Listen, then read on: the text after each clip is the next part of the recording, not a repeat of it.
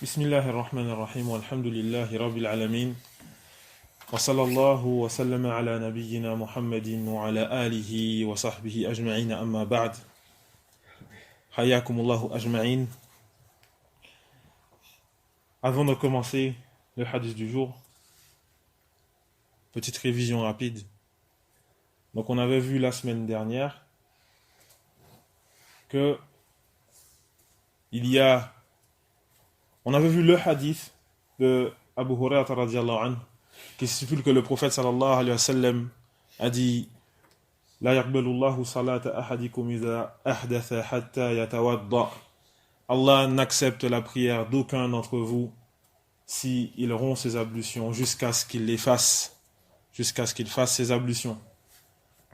Et donc on a vu qu'il y a certains savants, un petit groupe des savants qui voyaient du moins que la prière salat al-janaza, elle était valide sans les ablutions. Pourquoi?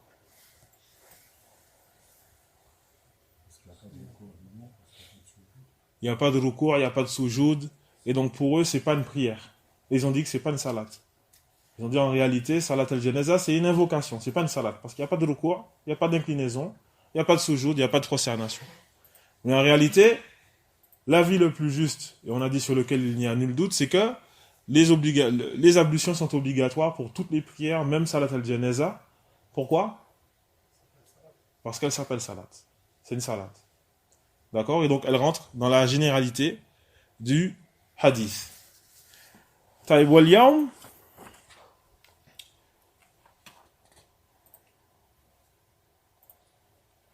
Et donc aujourd'hui on va voir un autre hadith, le troisième hadith. L'auteur il nous dit donc An Abi Hurayrata wa Abdullah ibn Amr wa Aisha radiyallahu anhum qalu qala Rasulullah sallallahu alayhi wa sallam waylun lil a'qab minan nar. Et donc l'auteur il nous dit selon Abi Hurayrata radiyallahu anhu, selon Abi Hurayrata et Abdullah ibn Amr et Aisha radiyallahu anhum, qui disent que le prophète sallallahu alayhi wa sallam a dit malheur aux talons délaissés au risque qu'ils ne soient touchés par le feu. Malheur aux talons délaissés au risque qu'ils ne soient touchés par le feu. On va expliquer le hadith inshallah. Fait awalan, et donc premièrement unabbihukum ala anna hadith Aisha akhrajahu Muslim dun al-Bukhari. Donc le premier point que je voudrais vous citer, c'est que le hadith de Aisha, il a été cité dans le recueil de Muslim, mais pas dans le recueil de Bukhari.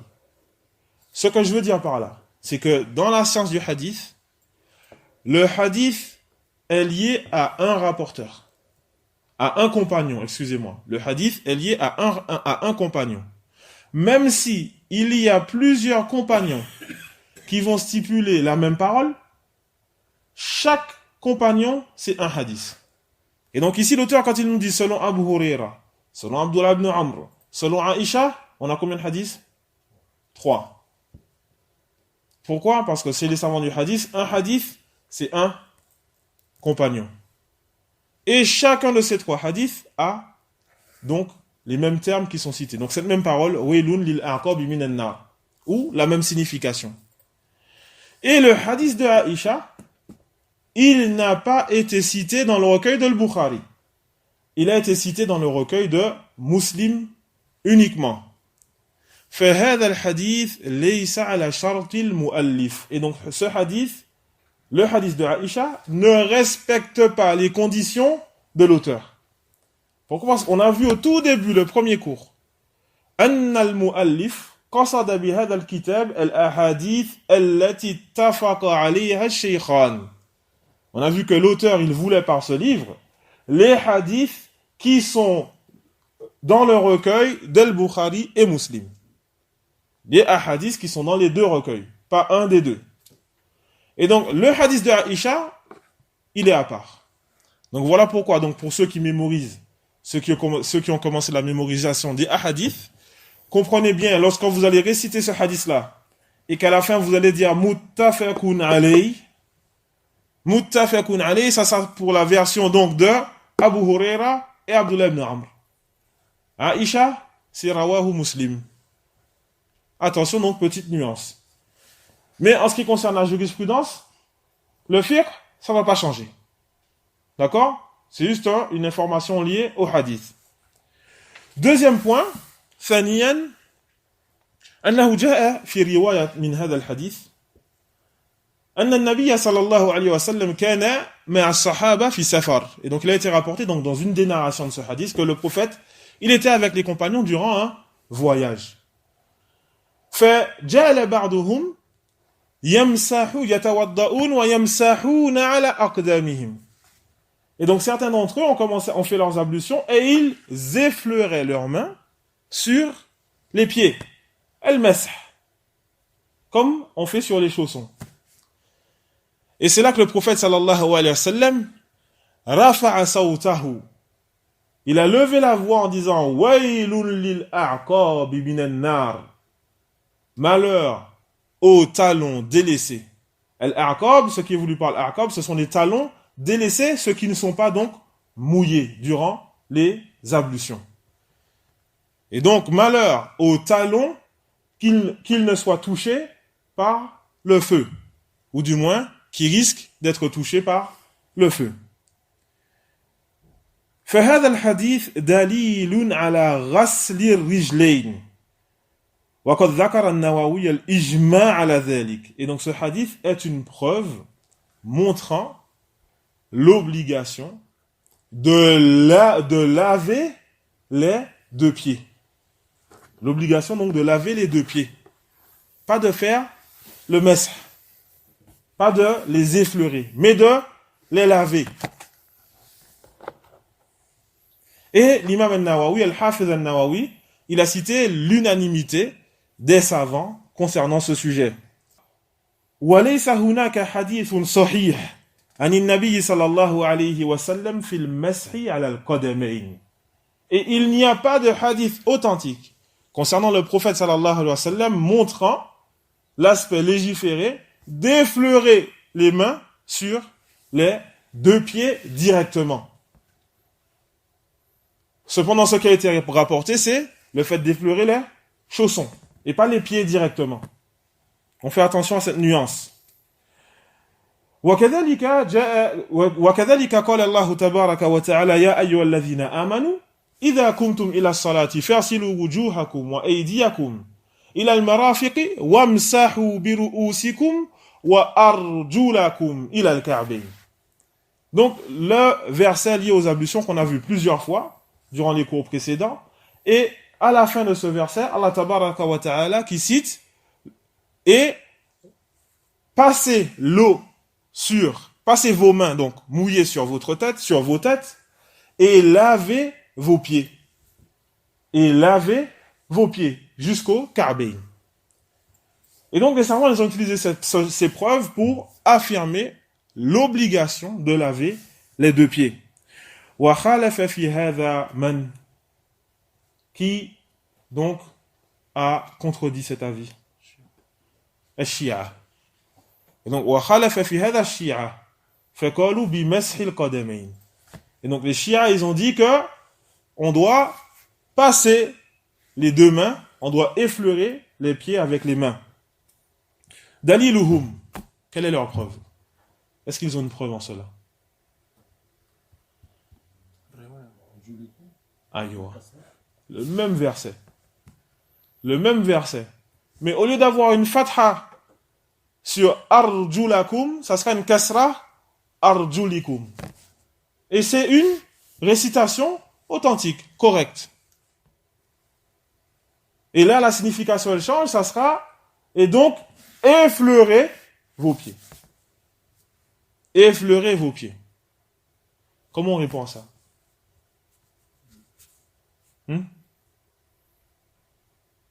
Comment tu réponds? Imagine tu fais ces ablutions, il y a un chiite, il vient dans la mosquée, première fois qu'il vient, il est en voyage, il te va faire tes ablutions, il te dit, c'est pas comme ça, il faut effleurer les pieds, il faut pas. Hein? Le hadith qu'on vient de voir. Mais le verset, comment tu réponds au verset? Hmm? Mais c'est le même verset. Une fois lavez vos pieds et une autre fois effleurez. Comment on fait? Les chaussons. C'est-à-dire, wamsahu, et donc al-masah bir-rijlayn fil aya, ay al-maqsoud bidhalika al-masah ala al-khuf. Ce qui est voulu par le fait d'effleurer ici, c'est le fait d'effleurer les chaussons. Et pas le pied directement, comme on a vu. Rappelez-vous, on a dit plusieurs fois, as-sunnatu mufassiratun lil Qur'an. La sunna vient expliquer le Coran. Une personne ne peut pas prendre le Coran comme ça et le comprendre sans la sunna. La sunna vient expliquer le Coran. C'est vraiment impératif. Est-ce que dans la sunna, on a vu le prophète sallallahu alayhi wa sallam qui a pratiqué le mess, donc le fait d'effleurer ses deux pieds directement? Non. Que sur les chaussons. Et donc, voilà la signification du verset. وكذلك يستفاد من الحديث وجوب تعميم أعضاء الوضوء فمن ترك جزءا من عضو لم يصح وضوءه ولم تصح صلاته إن صلى على هذه الحال. Et donc deuxième point, parmi donc les leçons profitables de ce hadith, il y a l'obligation de mouiller, ou du moins, excusez-moi, l'obligation de généraliser tous les membres des ablutions. C'est-à-dire que les membres qui doivent être lavés entièrement. Et les membres qui doivent être effleurés, comme la tête, doivent être effleurés entièrement. Celui qui va laisser une partie d'un membre sans le laver, ses ablutions ne sont pas valables. Et sa prière n'est pas valable s'il a prié dans cette situation. Et donc, tu fais tes ablutions, il y a la glace devant toi, tu as lavé tes mains, du moins ton bras, jusqu'au coude, et après, quand tu montes pour faire le mess, tu vois dans la glace, ici, c'est sec. Qu'est-ce que tu fais? Tu reviens. Faut pas que tu dises, ah non, j'ai déjà lavé la majeure partie du bras, etc. Non. Tu retournes et tu recommences cette partie et tu reprends donc à ce moment-là. أخرج أبو داود عن خالد بن معدان عن بعض أصحاب النبي صلى الله عليه وسلم. Abu Daoud cite dans son Sunan, selon Khalid ibn Ma'dan, selon certains compagnons du prophète sallallahu alayhi wa sallam. Authentique ou faible? On a toujours dit donc, attention, la chaîne de transmission, il faut vérifier que les rapporteurs soient connus, qu'ils soient fiables, etc., etc. Hein? Mais il les a pas cités. Certains compagnons. C'est quel compagnon? Il n'y a pas besoin de les citer. Barakallah fik. Et donc on a déjà vu. Les compagnons, s'ils ne sont pas cités, c'est pas grave. Pourquoi? Ils sont tous fiables. Allah tabaraka wa ta'ala qui nous a dit radiyallahu anhum wa radu an. Allah il les a agréés et eux l'ont agréé. S'ils n'ont pas été cités, c'est pas grave. Ce sont des compagnons. Khalid ibn Ma'dan nous a dit donc que ce sont des compagnons du prophète sallallahu alayhi wa sallam.